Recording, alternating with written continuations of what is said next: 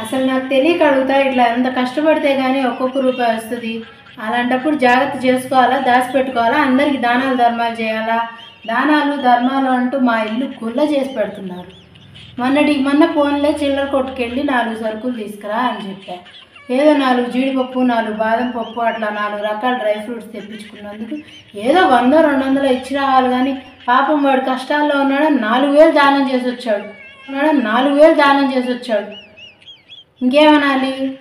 ఫోన్లే పండగ కదా, ఒక్కదాన్నే షాపింగ్కి వెళ్తాం ఎందుకు, సరే రా నా తోడు అని అడిగా.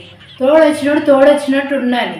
ఏదో పట్టు చీర తీసుకుంటే 10-12 ఇచ్చి రావాలి. అంతేగాని దాంతోపాటు వాడు కష్టాల్లో ఉన్నాడు, వాడు మాత్రం బతకొద్దా అని 10,000 దానం చేసి వచ్చాడు.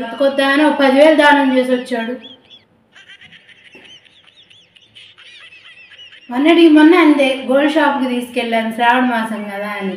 చిన్న నెక్లెస్ కొన్నందుకు ఎంత ఇవ్వాలి? తెలిసినోడని చెప్పేసి ఏదో తక్కువకి వస్తే ఒక 500-1000 రూపాయలు ఇచ్చుకోవాలి. అంతేగాని వాడు కష్టాల్లో ఉన్నాడు, వాడికి డబ్బులు ఇవ్వకపోతే ఎట్లాగా అని చెప్పి 2 లక్షలు ఇచ్చొచ్చాడు.